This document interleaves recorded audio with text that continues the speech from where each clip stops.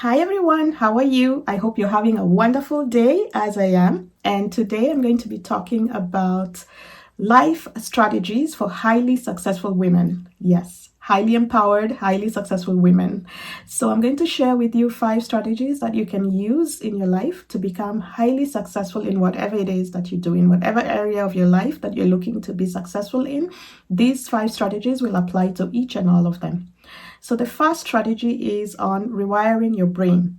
Your brain is wired in a particular way. To be successful, you need to rewire it in a particular way so that it works for you to be successful. And that is about adopting the right mindset. So to become successful in whatever area that you're thinking of, you need to have the right mindset for it.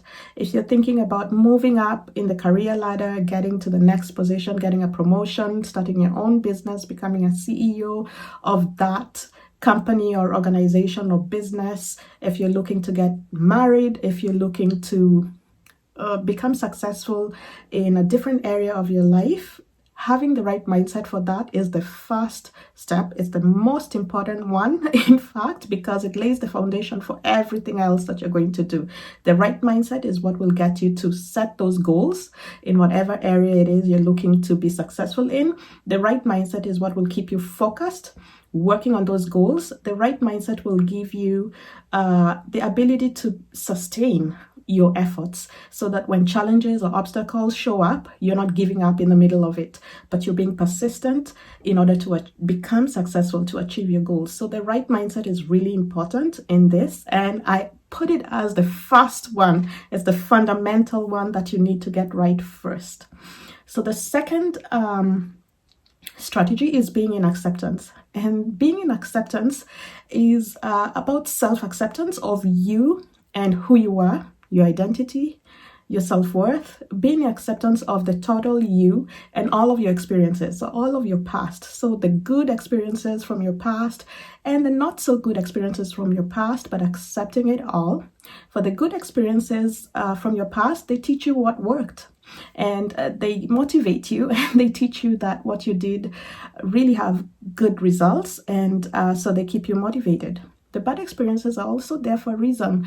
They teach us the lessons to learn, the lessons that we have learned from the bad experience or from the painful experiences. There's always a lesson that you learned. And as I always say, that every cloud has a silver lining. So even for the experiences that we see that are not so great, there is a silver lining. We have to find that silver lining because there is one. And so it's being in acceptance of all experiences, the good and the bad as well. For the not so good experiences, taking those lessons with us to our next step or our next level.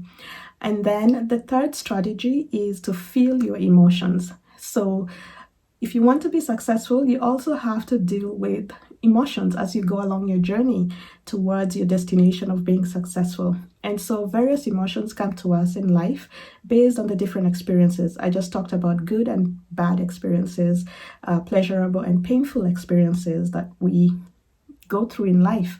And so with those experiences come emotions. And so now the strategy here is to feel all your emotions, both the good ones, the pleasurable ones, and the painful ones. And feeling that pain is really important. One, because you're not blocking that pain, you're not avoiding it, and you're not shutting it down. Because if it's there, it will have to come out. It will have to come up and out of you at some point. So if it doesn't come up and out of you at a particular point, it's still going to be there. It's still going to be inside of you, and you'll be carrying it with you everywhere. And it's going to be heavy and it's going to weigh you down. So painful emotions out of painful experiences will usually be buried down and they become heavier with time. And so when you feel your emotions, you're giving space, you're holding space for those emotions to process and to come out because they need to be released. And so when you learn the practice of feeling all of your emotions, you can allow all of your emotions to process through you in a very healthy way. And so sometimes, I know for me, sometimes I might avoid feeling a painful emotion. Maybe it's grief, disappointment, anger. I might avoid it and think that I'm helping myself by doing that. If it's grieving, I might not want to cry. I might not want to process that emotion or feel it. I might distract myself with other things when that emotion comes up. I might keep myself very busy with work or with friends or with something else just so that it can go away. But it doesn't really go away. If it's inside of you, it will have to come up and out of you at some point. So the sooner you learn to do that, the better. So feeling your emotions, especially the pain, is really important so that you can process it and then you can move on after that. And you can move on in a lighter manner. You can move on feeling lighter so that that space that emotion is occupying inside of you can be replaced with more pleasurable emotions that you want to feel. Otherwise, there's no space inside of you for those pleasurable emotions that you're looking to feel to create joy in your life. If you have painful emotions inside of you that are just buried down there, and you're not allowing them to process, you're not allowing them to come up and out of you, through feeling the emotion. That's how we process emotions. It's through sitting through it and feeling it as it comes up. You feel the tears coming, you feel the anger coming, you feel all of those emotions coming, but just sitting there in a quiet space with your emotions and letting them just show up, let them process until it's done. I promise you it wouldn't last forever. If you're weeping, if you're crying and you feel that I'm going to cry for days and days and days, no, it's not going to work that way. After some time, it will have processed and you will feel that that emotion has passed. It has processed through you, up and out. And then that's it. You can wash your face, you can go take a shower, take a bath, very soothing and comforting, and then you can move on. And so that process is really important if you want to become very highly successful in whatever area it is that you're looking to achieve success in. This is very important to do. Then the fourth strategy is to follow your passion. So now you've been in acceptance of the good and the bad experiences. For the bad experiences, you've allowed all those emotions that came along with it to process through you. Now you're ready to follow your passion. So it's about doing what you love. What would you rather do on a day like this? Regardless of what you're doing now, what would you rather do? Where would you rather be? What will you do for free if you're not even getting paid for it, but it's just because you really enjoy doing it? What is that thing? Follow your passion. Find out what are those things that you would do for free. What are those things that just light you up? What are those things that you just get lost in the middle of it when you start doing it? You don't even notice time passing. You don't even notice who's around. You don't even care if you're getting paid for it or not.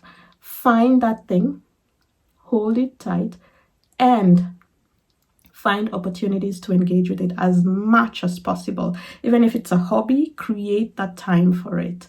I know we're all so busy and we have so many demands and things to take care of, but always make time for something that you love. Always make time for that passion. And the more time you create for it, the more joyful you become. And the more joyful you become, the closer you become to achieving your goals and being successful in whatever area it is that you're looking to be successful in. So find your passion and follow it. Be faithful to it. Okay? And so the next strategy is finding your purpose. And your purpose is usually connected to your pain, and it's usually connected to your passion. These two things. So I had TD Jakes was talking about this one time, and it was very interesting to me. He said, pain and passion are the midwives of your purpose. And so if you're trying to find your purpose, one tip is to look at what has caused you so much pain in your life. What has been the defining sort of pain in your life, one major event or recurring events, but that's focused around a particular theme or a particular issue that is causing you so much pain in your life. Your passion also comes from something that's relating to that. Those two things give you a clue about your purpose. So if you're looking for your purpose and you're wondering, what is my God-given purpose? What does God want me to do? What is my purpose?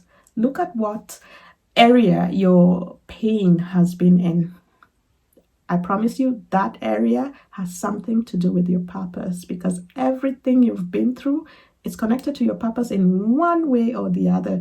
So that's a clue. So when you're reflecting back and you're looking at being acceptance of the good and the bad experiences, what have the bad experiences been about? And then when you look at that very closely, then you can also look at your passion. Is it related to the bad or painful experiences? And somewhere in there, when you look at your passion, is it also relating to something that has to do with your painful experiences? In that, you will find your purpose. So it's very important to find your purpose and to walk in your purpose, because then you become very focused. You don't have to be forced. You don't have to be forced to follow your purpose, because it's your purpose. And so your purpose will drive you to do whatever it is you need to do to be successful in that area. So find your purpose and start to follow it. And then stop being busy for busy sake and be effective, especially in your purpose. Once you've found your purpose, it's time to work on it.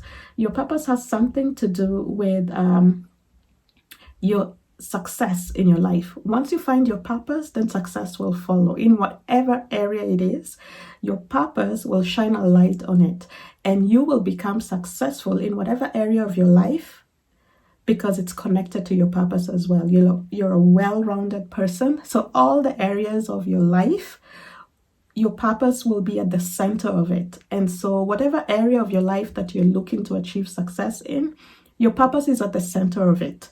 And so stop being busy for busy's sake and thinking that doing a lot of things is really good, especially when you're dealing with your purpose.